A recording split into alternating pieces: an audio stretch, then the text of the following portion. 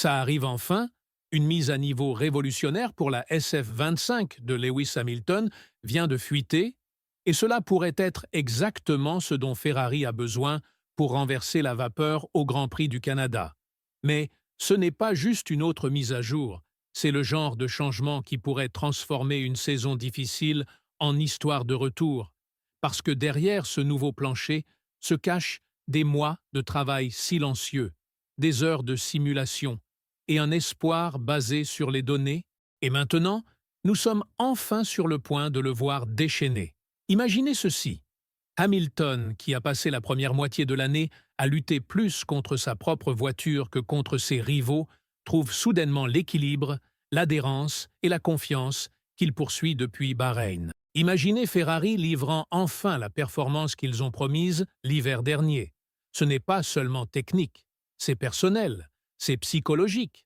C'est la différence entre survivre à une course et la contrôler. Donc, si vous voulez savoir exactement ce que Ferrari a changé, comment cela va impacter la performance d'Hamilton au Canada, et pourquoi cela pourrait être le week-end le plus important de sa saison, ne clignez pas des yeux, nous allons tout décomposer. Mais avant de plonger dans les détails, faites-nous une petite faveur. Appuyez sur ce bouton j'aime, abonnez-vous à la chaîne et restez jusqu'à la fin, parce que vous ne voudrez pas manquer ce qui arrive. Tout commence avec le plancher. La toute nouvelle mise à niveau du plancher de Ferrari pour la SF25 n'est pas juste un petit ajustement, c'est une réingénierie complète de la fondation aérodynamique de la voiture. Et elle a été aperçue pour la première fois durant des tests internes avant le Grand Prix du Canada. Selon des rapports de Motorsport et des sources proches de l'équipe, ce nouveau plancher intègre un design de flux d'air totalement révisé du dessous, visant à réduire la sensibilité notoire de la SF25 à la direction du vent et à la température de la piste. Cela seul est énorme. Une des plus grandes frustrations d'Hamilton jusqu'à présent a été l'imprévisibilité de la voiture. Parfois, l'équilibre change d'un virage au suivant sans avertissement. Cette mise à jour est censée fournir la stabilité et la consistance qu'il supplie depuis Bahreïn. Mais cela devient encore mieux. Les ingénieurs de Ferrari ont aussi travaillé sur la réduction de la traînée, tout en augmentant l'appui dans les virages de vitesse moyenne, précisément les caractéristiques dont vous avez besoin pour débloquer la performance au circuit Gilles Villeneuve. Le Canada est un circuit hybride. Les longues lignes droites exigent la vitesse de pointe, mais ces chicanes serrées et zones de freinage lourd exigent la traction et la stabilité à l'entrée et à la sortie des virages. Le nouveau plancher est censé livrer les deux.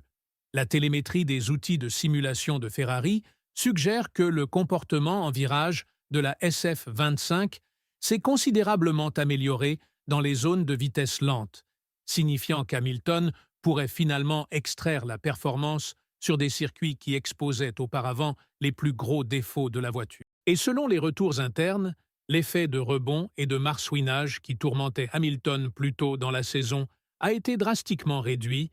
C'est un boost de confiance massif, surtout sous freinage lourd, dont le Canada est rempli. Et il y a plus. En parallèle avec la mise à niveau du plancher, Ferrari a introduit une géométrie de suspension avant retravaillée, bien qu'elle ne sera pas entièrement déployée jusqu'à Silverstone. Cependant, au Canada, Hamilton est censé avoir le premier goût d'un package de réglages révisé qui complète le nouveau plancher, aidant la voiture à tourner plus prévisiblement à l'entrée des virages et générant une traction plus forte sortant de l'épingle, la combinaison parfaite pour un circuit qui récompense les sorties puissantes et l'accélération propre. Maintenant, parlons du mapping moteur. Hamilton bénéficiera aussi d'une calibration d'unités de puissance optimisée, taillée spécifiquement pour le tracé canadien, qui est connu pour son rythme stop and go. Ferrari a raffiné la stratégie de déploiement hybride pour maximiser la puissance électrique sortant des virages lents, particulièrement l'épingle et la chicane finale, sans sacrifier la récupération d'énergie sur les lignes droites. C'est un pas majeur en avant en termes de rythme de course et de potentiel de dépassement. Dans les courses précédentes, Hamilton a lutté pour maintenir l'élan sortant des virages, perdant souvent de précieux dixièmes sur les lignes droites, mais avec cette nouvelle calibration, il aura une réponse d'accélérateur plus nette, une meilleure traction et une récolte ERS plus efficace, tout cela devrait l'aider à rester agressif et proche du peloton de tête. Internement, Ferrari a confirmé que le style de pilotage d'Hamilton était une considération majeure durant le développement de ses mises à niveau. Après une analyse de données extensive comparant ses inputs à ceux de Leclerc, les ingénieurs ont implémenté des ajustements qui s'alignent mieux avec les habitudes de virage d'Hamilton. Ils ont adouci certains éléments de réponse du châssis et recalibré le système de freinage électronique pour correspondre à son équilibre préféré. L'objectif, donner à Lewis la confiance pour pousser la voiture jusqu'à la limite et finalement sentir qu'elle travaille avec lui, pas contre lui. Et si vous pensez que c'est juste un autre coup de relations publiques, réfléchissez encore. Fred Vasseur lui-même a brisé le silence dans une interview récente où il a clairement dit que Ferrari n'attend pas 2026 et que ses mises à niveau font partie d'une poussée focalisée pour récupérer le terrain perdu maintenant. Il a laissé entendre que plusieurs composants ont déjà été soumis à la FIA et d'autres sont encore secrets. Un mouvement stratégique pour garder les rivaux dans l'incertitude. Son message était clair. Nous croyons en cette voiture et nous croyons en Lewis. Quant à Hamilton, son humeur a changé. Dans un commentaire court mais révélateur aux médias, il a dit « Nous avons des trucs intéressants qui arrivent. J'espère que cela nous ramènera dans la bataille. » Cela peut sonner prudent, mais si vous connaissez Lewis, vous reconnaîtrez la nuance. La confiance revient. Et si le package performe à Montréal comme il l'a fait dans les simulations, nous pourrions voir un week-end révolutionnaire. Parce que n'oublions pas ce qui est en jeu, Hamilton n'a eu aucun podium cette saison. Il a été coincé à se battre au milieu du peloton, regardant d'autres extraire plus de la même machinerie, et des questions ont grandi sur si ce chapitre Ferrari livrera jamais. C'est la contre-attaque de Ferrari. Pas une révolution, mais une mise à niveau de précision ciblée sur les faiblesses les plus dommageables de la SF25. Si cela fonctionne, cela ne changera pas seulement le week-end d'Hamilton au Canada, cela pourrait changer toute la narrative de sa saison. Donc, sera-ce suffisant? Ferrari peut-elle finalement donner à Hamilton l'arme qu'il attend? C'est la question qui résonne dans le paddock maintenant, parce que ce moment, ce point précis dans la saison, pourrait être le carrefour pour toute la campagne 2025 de Ferrari et Hamilton. Après des mois de lutte d'adaptation, d'opportunités manquées et de pression croissante des fans et médias, ce nouveau package de mises à niveau pourrait représenter bien plus que juste des temps autour améliorés. Cela pourrait symboliser un point tournant dans la croyance, la frustration à l'élan, du doute à la détermination. Si le plancher, les ajustements de déploiement d'énergie et la calibration de réponse de freinage se rassemblent comme prévu, Hamilton pourrait finalement obtenir la confiance qui lui a manqué, le genre de connexion avec la voiture qui permet d'aller au-delà de juste gérer les courses et commencer à les attaquer.